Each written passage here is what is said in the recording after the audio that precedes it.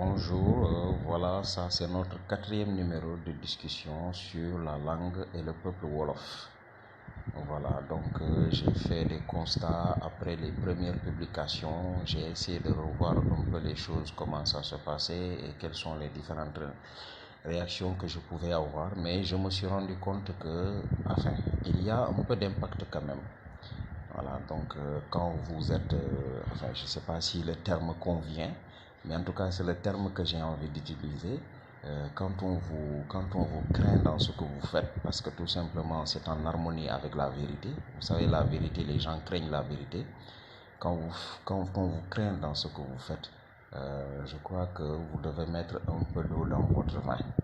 Enfin, c'est une expression que j'emprunte à la littérature française. Mettre un peu d'eau dans son vin, mais vous allez comprendre ce que je voudrais dire. C'est pourquoi donc on va ralentir davantage. Voilà. Donc quand je dis mettre de l'eau dans son vin, ce n'est pas arrêter de dire la vérité, hein? Non, non. Donc on va davantage ralentir, c'est-à-dire diminuer le rythme. Voilà, donc là où l'on faisait des vidéos une fois par 2 jours, ben peut-être on fera une vidéo par semaine. Voilà, donc on n'a pas besoin d'accélérer davantage pour vous présenter la langue Wolof. Pourquoi je parle de craindre quand vous dites la vérité? Parce que aujourd'hui j'ai vu une vidéo. Au fait, des vidéos comme ça, il y en avait plusieurs, hein, il y en avait plusieurs. Mais rappelez-vous que si je fais une vidéo sur la langue Wolof, c'est parce qu'on nous harcèle souvent, on nous demande très souvent de parler Wolof, là où vraiment ce n'était même pas nécessaire. Alors que derrière, c'est l'administration coloniale qui tire les ficelles et qui manipule les gens. Voilà, donc cette manipulation-là qui est le propre du satanisme, hein. Voilà, donc ça nous a irrités et ça nous a amené à faire des vidéos comme ça. Donc aujourd'hui, j'ai vu une vidéo de Juan, je ne sais pas l'avocat, comment il s'appelle, Juan Banco. Voilà, donc Juan Banco, il a fait une vidéo, mais à ma grande surprise, lorsqu'il a terminé, on ne lui a pas demandé de parler Wolof. Vous savez, les Sénégalais, ils font le malin avec les gens, quoi. Non, ils font le malin. Ils font le malin. Depuis 1960 jusque dans les années au temps de Abdou Diouf, on n'a jamais demandé Wolof, Wolof, Wolof, Wolof. Et puis tout d'un coup, comme ça, on commence à nous bombarder Wolof, Wolof, Wolof, Wolof. Hein? Alors qu'à l'époque des Senghor, à l'époque des Abdou Diouf, bien sûr, on tordait la main aux autorités pour qu'ils apprennent la langue Wolof parce qu'on était dans un contexte de colonisation un contexte après la colonisation. N'oubliez pas que le Sénégal n'a pas signé une indépendance à 100%, contrairement à la Guinée-Conakry qui a été le seul pays à avoir signé une indépendance à 100%. Donc, après l'indépendance, bien évidemment, c'était tout à fait compréhensible. Enfin, on pouvait l'admettre à la longue, quoi.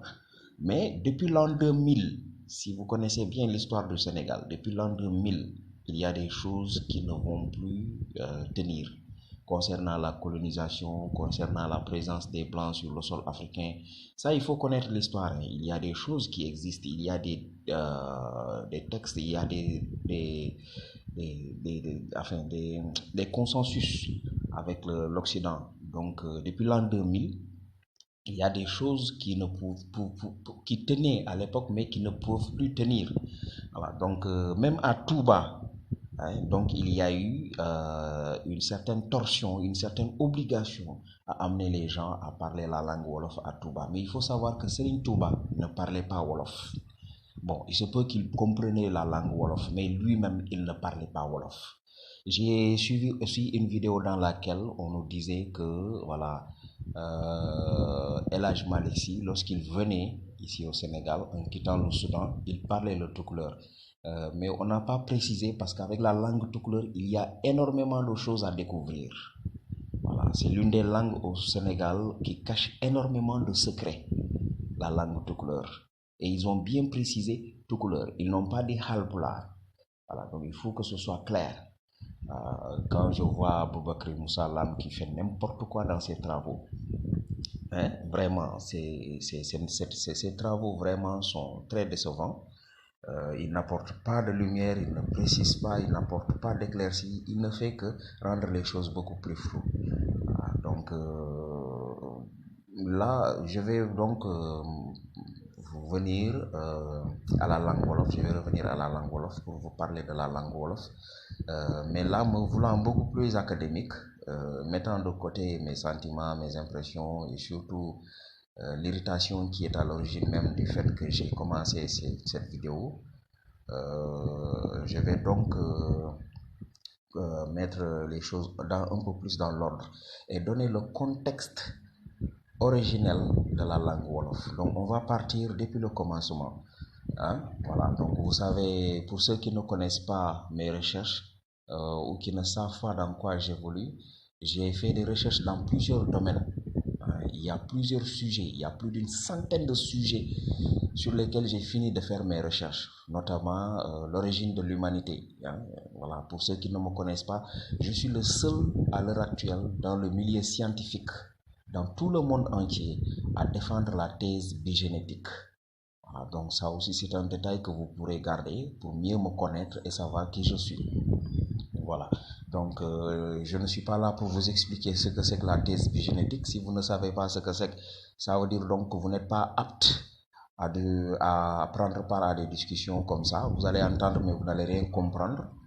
Mais ici on est là pour parler des Wolofs.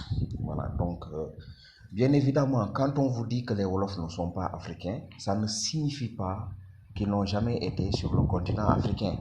Il faut savoir que l'Afrique est le berceau de l'humanité. Donc ce n'est pas seulement le berceau de l'humanité, c'est le berceau de la vie. Tout ce qui vit est parti du continent africain. Tout ce qui est humanoïde est parti du continent africain. Même l'homme blanc que vous voyez là, il est parti du continent africain. J'aurais pu vous retracer les origines et le parcours de l'homme blanc jusqu'à ce qu'il devienne l'homme blanc qu'on connaît aujourd'hui. Mais là, on parle des Wolofs. Effectivement, les Wolofs sont des Noirs qui étaient sur le continent africain. Mais ce qui fait qu'aujourd'hui, ils ne sont plus africains comme on aurait dû les considérer, c'est qu'à une certaine époque de l'histoire, ils ont quitté le continent africain et ils sont allés se retrouver quelque part en Europe, notamment en Europe de l'Est, entre le monde arabe et l'Europe de l'Est. Et là-bas, ils se sont formés en un peuple que l'on appelle le peuple Wolof. C'est là-bas que le peuple Wolof va voir le jour. C'est là-bas que le peuple va se faire baptiser du nom de Wolof. C'est là-bas qu'on va les donner le nom de Wolof. C'est là-bas que la langue va voir le jour.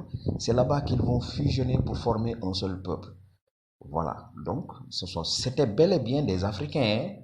Voilà, donc ce qui fait d'eux des indigènes, les indigènes c'est comme ça. Les indigènes ce sont des Africains qui ont quitté leur continent et qui sont allés en Europe. Pas en Amérique, pas en Asie. Les indigènes, ce sont des peuples qui ont quitté leur continent africain pour aller en Europe jusqu'à perdre leurs origines, leurs racines, leurs traces africaines.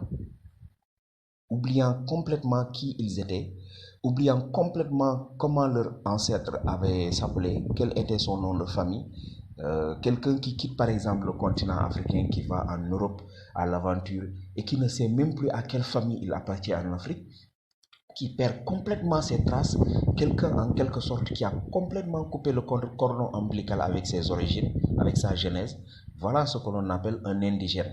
Voilà. Donc l'indigène, c'est toujours quelqu'un qui a quitté le continent africain et qui est allé en Europe. Je reviendrai sur des détails comme ça.